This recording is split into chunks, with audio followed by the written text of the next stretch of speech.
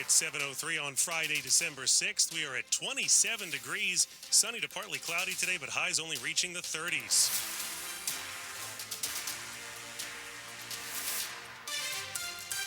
Good morning, I'm John Aaron along with Michelle Basch, and the top local story we're following this hour.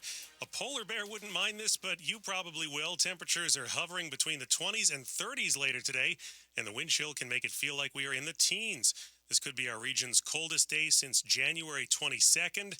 7 News First Alert meteorologist Brian Vandegraff tells us it can get a bit warmer by the end of this weekend. As we go into the evening, it's going to be super cold tonight. Tomorrow, definitely cold in the morning, the afternoon, a little bit of moderation.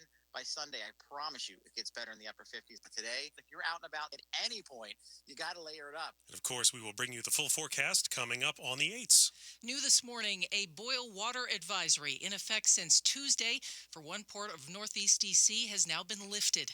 That trouble started when D.C. Water says nearly 3,000 customers ended up with little or no water pressure. Now, customers in that affected area are being asked to take precautions. The utility went through multiple rounds of testing to make sure no bacteria made its way into the system. Now, you can read more about this at WTOP.com. Were some students denied service at a Charles County restaurant because they're disabled?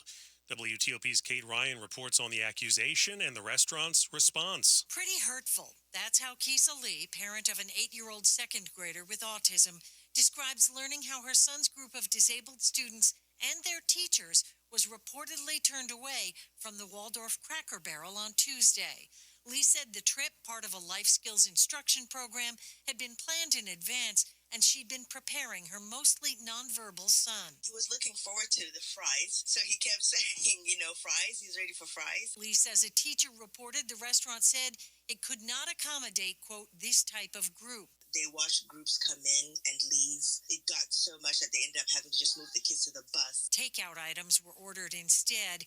In a letter home to parents, Charles County Public School Superintendent Maria Navarro said she'd been in touch with the restaurant about the reported denial of service. And in a statement to WTOP, Cracker Barrel's media relations wrote there was a staffing challenge the day of the students' visit, but that they want to work with the school to extend our apologies and make things right. Kate Ryan, WTOP News. A former leader of the Proud Boys has now testified in defense of a former D.C. police officer.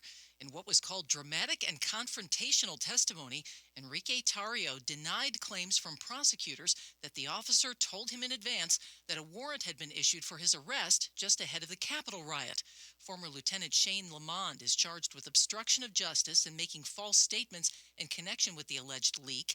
Prosecutors say tips by the 24-year department veteran helped the Proud Boys stay one step ahead of law enforcement. Tarrio is serving 22 years for seditious conspiracy and other crimes. Dozens of parents lined up to give Fairfax County public school leaders an earful last night amid a student-athlete recruitment scandal.